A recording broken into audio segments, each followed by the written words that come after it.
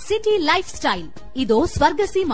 నిద్రపోని నగరంలో అర్ధరాత్రి దాటిన అంతులేని వినోదం, ఉల్లాసం. పూర్తి వివరాలకు చదవండి రేపటి సాక్షి హైదరాబాద్ ఎడిషన్. నిత్యావసర వస్తువుల ధరలు తగ్గించాలని, పెంచిన విద్యుత్ ఛార్జీలను రద్దు చేయాలని, అలాగే స్టీల్ ప్లాంట్ను సెయిల్లో విలీనం చేయాలనే డిమాండ్తో సిపిఎం పార్టీ నిరసన కార్యక్రమానికి పిలుపునిచ్చింది. ప్రజాపోరు పేరుతో గత 15 రోజులుగా అనేక రూపాల్లో నిరసన కార్యక్రమాలు చేపడుతున్నారు. ఈ నిరసన కార్యక్రమాలకు సంబంధించిన మరిన్ని విషయాలు మనతో మాట్లాడడానికి విశాఖ జిల్లా సిపిఎం కార్యదర్శి జగ్గినేడు ఉన్నారు. సార్ చెప్పండి సార్, ఈ కూటమి ప్రభుత్వం అధికారంలోకి వచ్చిన తర్వాత ప్రజలు ఎలాంటి ఇబ్బందులు పడుతున్నారు? రాష్ట్రంలో టీడీపీ, జనసేన, బీజేపీ కూటమికి అధికారం ఇస్తే ప్రజలు ధరల ద్వారా తగ్గుతాయి, కరెంటు ఛార్జీలు తగ్గుతాయి, స్టీల్ ప్లాంట్ అమ్మకం ఆగిపోతుంది, యువత ఉద్యోగాలు వస్తాయి, రైతులకేమొచ్చి గిట్టుబాటు ధరలు వస్తాయి అని చెప్పని భావించి ప్రజలు నమ్మి టీడీపీ, జనసేన కూటమిని గెలిపించారు.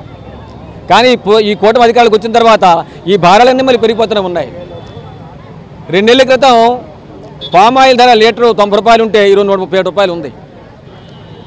అలాగే సన్ఫ్లవర్ ఆయిల్ ధర 105 రూపాయలు ఉంటే 145 రూపాయలు అయింది. ఒక లీటర్ మీద 40 రూపాయలు 40 రూపాయలు పెంచేశారు. ట్రూఅప్ ఛార్జీల మీద, ఇంధన సర్దుబాటు ఛార్జీల పేరు మీద కరెంట్ ఛార్జీలని ఈరోజు దాదాపు 6,000 కోట్ల రూపాయలు అదనపు ఛార్జీలు ప్రజల మీద భారాలు వేశారు. మాకు అధికారం ఇవ్వండి, మేము ధరలు పెంచాం, కరెంట్ ఛార్జీలు మేము అదుపులో తీసుకొస్తామని చెప్పి ప్రభుత్వం హామీ ఇచ్చింది ఆ రోజు. కానీ దాని భిన్నంగా ఇది పరిపాలన సాగిస్తూ ఉన్నారు. హత్యలు, అత్యాచారాలు మహిళల మీద, పిల్లల మీద విపరీతంగా పెరిగిపోతూ ఉన్నాయి. రైతుల ఆత్మహత్యలు పెరిగిపోతూ ఉన్నాయి. స్టీల్ ప్లాంట్ అమ్మకం ఆగలేదు. దాని రోజు రోజుకి కేంద్రం ధ్వంసం చేస్తూ ఉంది. కాబట్టి ఈ పాలన, చంద్రబాబు నాయుడు, పవన్ కళ్యాణ్, బీజేపీ పాలన రాష్ట్రంలో మీరు ఇచ్చిన హామీలకి పరిపాలన చేస్తున్నదానికి పూర్తి విరుద్ధంగా ఉంది. ఈ పద్ధతి మార్చుకోమని చెప్పి సిపిఎం పార్టీ రోజు రాష్ట్ర వ్యాప్తంగా ఈ ధర్నా కార్యక్రమం చేపడతా ఉంది. సార్, రానున్న రోజుల్లో ఏదైతే ఈ విద్యుత్ ఛార్జీలు పెరిగాయో, అలాగే విశాఖ స్టీల్ ప్లాంట్ను సెయిల్లో విలీనం చేయాలని మీరు డిమాండ్ చేస్తున్నారు. దీని మీద పోరాటం ఏ విధంగా ఉండబోతుంది? ఇప్పటికే సిపిఎం పార్టీ 8వ తారీఖు నుండి మొత్తం ప్రధానికానికి ఇంటింటికి వెళ్ళి దాదాపు 8,114 కోట్ల రూపాయలు పెంచింది. వచ్చి 5 నెలలు అయింది. 5 నెలల కాలంలో 8,000 కోట్ల రూపాయలు పెంచడం అనేది చాలా దుర్మార్గమైనటువంటిది. చంద్రబాబు నాయుడు ప్రభుత్వం, తెలుగుదేశం వాళ్ళు చెబుతుంది ఏంటంటే, నిన్నగాక మొన్నే అధికారంలోకి వచ్చింది, మీరు అప్పుడే రోడ్డు మీదకి వచ్చారని చెప్పి ప్రశ్నిస్తూ ఉన్నారు. మేము చెప్పదలుచుకున్నది ఒకటే, గత వైసీపీ ప్రభుత్వ హయాంలో పెంచినప్పుడు కూడా మేము రోడ్డు ఎక్కి పనిచేసాం, రోడ్డు మీద పోరాటాలు చేస్తాం. కానీ ఈ ప్రభుత్వం ఏం చెప్పింది? గత వైసీపీ ప్రభుత్వం ధరల మీద ధరలు పెంచుతుంది, మేము అధికారంలోకి వస్తే మేము ధరలు పెంచాం అని చెప్పినటువంటి పరిస్థితి. మరి నువ్వు అధికారంలోకి వచ్చిన తర్వాత సంక్షేమ పథకాలన్నీ ఆపేశావు, జగన్మోహన్ రెడ్డి తీసుకున్నటువంటి పథకాలన్నీ కూడా ఆపేశావు. మరి భారాలన్నీ కూడా మేము తగ్గిస్తామని చెప్పినటువంటి ప్రభుత్వం ఈరోజు చెత్త పన్ను మేము రద్దు చేసామని చెప్తున్నారు తప్ప కరెంటు ఛార్జీలు మేము ఆపం అని చెప్పడం లేదు.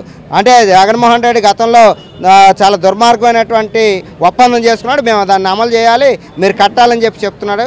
ఇది చాలా దుర్మార్గమైనటువంటిది. ఖచ్చితంగా ఇప్పుడు 8,000 కోట్ల కాదు, రేపు రాబోయే కాలానికి కూడా 11,000 కోట్ల రూపాయలు భారం అనేది వేయడానికి కూడా సిద్ధంగా ఉంది. అందుకనే 19,000 కోట్ల రూపాయలు ప్రజల మీద భారం పడితే మొత్తం కరెంటు వినియోగదారులకే కాదు, కరెంటు మీద తయారయ్యే ప్రతి వస్తువు ధర అనేది భారీగా పెరిగే అవకాశం ఉందని చెప్పి మేము ఈ ప్రభుత్వానికి హెచ్చరిస్తున్నాం. అలాగే జగన్మోహన్ రెడ్డి అధికారంలో ఉండేటప్పుడు స్టీల్ ప్లాంట్ ఈరోజు రక్షిస్తామని చెప్పారు. ఇదే తెలుగుదేశం వాళ్ళు. తెలుగుదేశం ఇక్కడ పల్లా శ్రీనివాస్ అత్యధిక మెజార్టీతో గెలిచారు, భరత్ గారు అత్యధిక మెజార్టీతో గెలిచారు. గెలిచిన తర్వాత ఏం చేశారు? 4,000 మంది కాంట్రాక్ట్ కార్మికులు తొలగించారు. ఇప్పుడు విఆర్ఎస్ పేరుతో 2,500 మంది ఉద్యోగస్తులు తొలగించే పని చేస్తున్నారు. ఇది స్టీల్ ప్లాంట్ని కాపాడుకునే పని మేము చేస్తామని చెప్పి తెలియజేస్తా ఉన్నాం. మేడం చెప్పండి, రాష్ట్రంలో ఈ 5 నెలల పాలన మహిళల మీద విపరీతంగా అత్యాచారాలు జరుగుతున్నాయి. దీంట్లో ప్రభుత్వ వైఫల్యం ఎంతవరకు ఉంది? ఇట్లా అరికట్టాలంటే ఎలాంటి చర్యలు తీసుకోవాలని మీరు అనుకుంటున్నారు? చాలా అన్యాయంగా ఉందండి పరిస్థితి. మందు రేట్లు తగ్గించాడు, మందు విపరీతంగా ప్రజల్లోకి వెళ్ళి ఏర్పాటు చేశాడు. బార్ షాపులు అవి పెంచేశారు. తర్వాత ఏమో బెల్ట్ షాపులు కూడా విపరీతంగా పెరిగాయి. గతంతో పోల్చుకుంటే ఇప్పుడు రోడ్లు కొలిచే వాళ్ళ సంఖ్య పెరిగిపోయింది, బండ్లు ఆపే వాళ్ళ సంఖ్య పెరిగిపోయింది, తాగుడు పెరిగింది. ఫలితంగా ఆడవాళ్ళ మీద అత్యాచారాలు విపరీతంగా పెరిగాయి. గవర్నమెంట్ నడపాలి అంటే తాగుబోతులు తాగాలి, గవర్నమెంట్కి డబ్బులు రావాలి. విశాఖపట్నంలో ఎప్పుడూ లేదండి. ఈ ఆక్సిజన్ టవర్స్లోనే గంగా అని ఇంటి పని చేసుకున్న అమ్మాయిది దొంగతనం తప్పుడు ఆరోపణ చేస్తే పోలీసులు తీసుకెళ్ళి కాళ్ళు ఎరగొట్టారు. ఆ అమ్మాయి సంవత్సరమైనా నడుస్తుందో లేదో గ్యారంటీ లేదు. డబ్బులు ఇవ్వండి, నష్టపరిహారం ఇవ్వండి అంటే హోమ్ మినిస్టర్ పట్టించుకోరు, చంద్రబాబు నాయుడు పట్టించుకోరు, కలెక్టర్ పట్టించుకోరు. మరి ఎవరికి వెళ్ళి చెప్పుకోవాలి? మరి మహిళా హోమ్ మినిస్టరు ఆడవాళ్ళ రక్షణ కోసమే నిలబడ్డామని చెప్తున్నారు.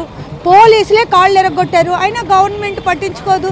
విశాఖపట్నం లాంటి లాయల్ సిటీలో లా బైండెడ్ పీపుల్ ఇక్కడ అంతా, అలాంటి సిటీలో ఇలాంటివి జరిగితే కనీసం ప్రభుత్వానికి చేమకుట్టినట్టు కూడా లేదు. ప్రజా చైతన్యం, ప్రజా ఉద్యమాలు మాత్రమే వీటిని ఆపగలవు. గత గవర్నమెంట్ తిట్టడం వల్ల ఏ ఉపయోగం లేదండి. గత గవర్నమెంట్ని తిట్టడం వల్ల అయిపోయింది, ఆ చాప్టర్ అయిపోయింది. మీరేం ప్రామిస్ చేశారు, మీరేం ప్రజలకి చెప్తున్నారు? మీరు ప్రామిస్ చేసిన దానికి పూర్తి భిన్నంగా మీరు వ్యవహారం అనేది చేస్తున్నారు. ఇది చాలా దుర్మార్గం. మీకు ప్రజలు అత్యధిక మెజారిటీ ఇచ్చారు, మీరు ఊహించిన దానికన్నా చాలా ఎక్కువ మెజారిటీ ఇచ్చారు. దాన్ని నిలబెట్టుకొని ప్రజలకు మేలు చేయండి తప్పితే ప్రజల జీవితాలతో మాత్రం చెలగాటం ఆడొద్దు. గవర్నమెంట్ గంగ విషయంలో కూడా స్పందించాలని సిపిఎం పార్టీగా డిమాండ్ చేస్తున్నాం. ఎన్నికలకు ముందు కూటమి ప్రభుత్వం విద్యుత్ ఛార్జీలను పెంచబోమని హామీ ఇచ్చిందని, అలాగే నిత్యావసర వస్తువుల ధరలు కూడా పెంచమని, విశాఖ స్టీల్ ప్లాంట్ను కాపాడుతామని హామీ ఇచ్చిందని, ఈ హామీలన్నింటినీ కూడా అధికారంలోకి వచ్చిన తర్వాత కూటమి ప్రభుత్వం మర్చిపోయిందని, ఇచ్చిన హామీని నిలబెట్టుకోవాల్సిన బాధ్యత కూటమి ప్రభుత్వం మీద ఉందని, లేదంటే రానున్న రోజుల్లో తమ ఉద్యమాన్ని మరింత ఉధృతం చేస్తామని చెప్తున్నారు. కెమెరామెన్ రమేష్తో నాయుడు, విశాఖపట్నం నుంచి.